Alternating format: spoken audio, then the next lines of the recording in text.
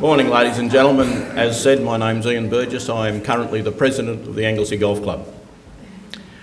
Raylene's talk this morning is in some ways similar to mine, but mine has a few little tweaks on the different side. One of the things that I'm going to go off the notes that I had in my mind, because Raylene brought up a very important point. I don't know how many people know there's less people living in Anglesea now than there was 5 years ago. There's more homes, but less people, because more and more of the people that either pass on or move on because of age and sell their houses are being bought by people who turn them into weekenders, and they don't live here. And that's the big thing about whatever we do with this site. We must make sure that it creates A, jobs, and B, an environment that the shopkeepers and all the other businesses in Anglesea can survive, because if they don't survive, we'll end up going backwards and there'll be just no Anglesea as it is even today. But the golf club made a submission to Alcoa a long time ago about the Alcoa site that is adjacent on Coal Mines Road, which is adjacent to the golf club, be gifted to the golf club to A, have as golf club land and to manage for the benefit of the whole community. The idea being that we would create a recreational complex.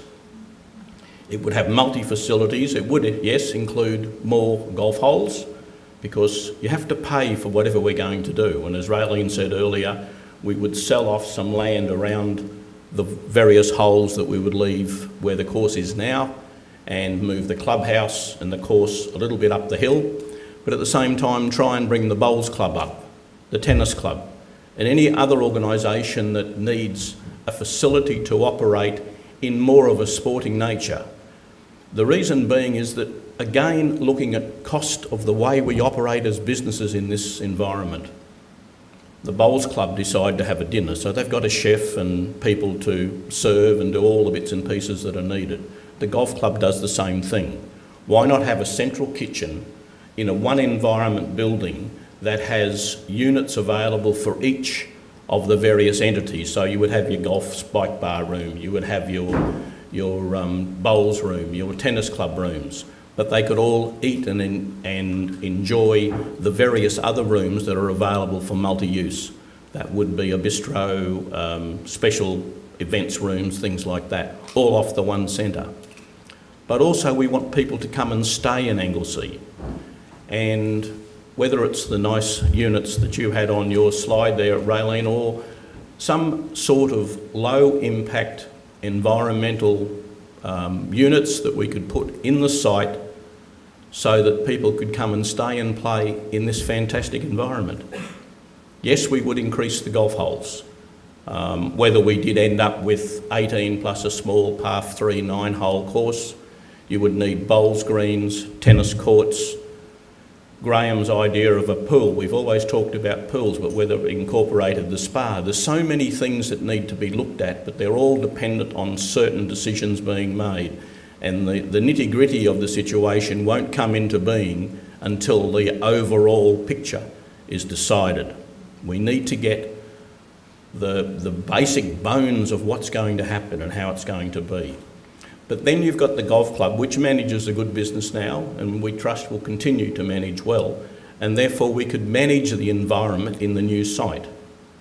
We would manage trekking if the water in the pit, when it fills in the 5 to 10 years, and that depends on, really, it's how long's a piece of string.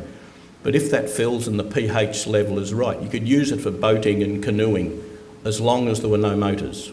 It'd have to be a soft impact usage of that. Treks around the water, whether they be treks just for the fact that people want to go for a walk, or use it and use the organisational skills of Anglesea so that the environment could be viewed by people coming to stay and play on this site. But at the end of the day, it gets back to the main thing.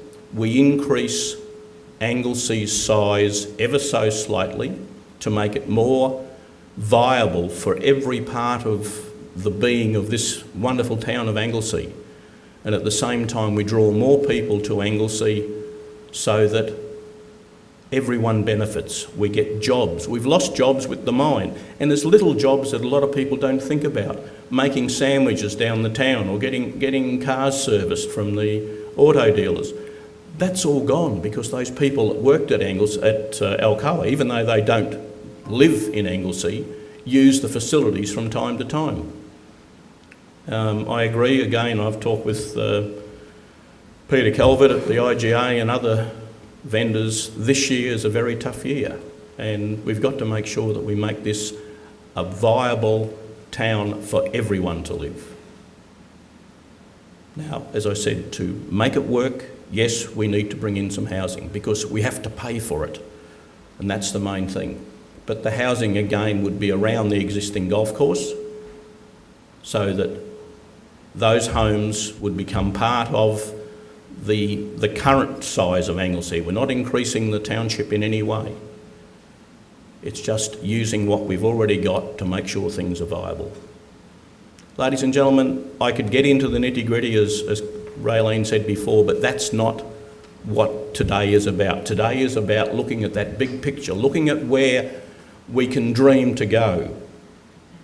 And Eden Park is a fantastic thing. I've seen I think it's the Book and Wall Gardens in Canada, on Vancouver Island, where they've actually gardened a quarry, and it's brilliant.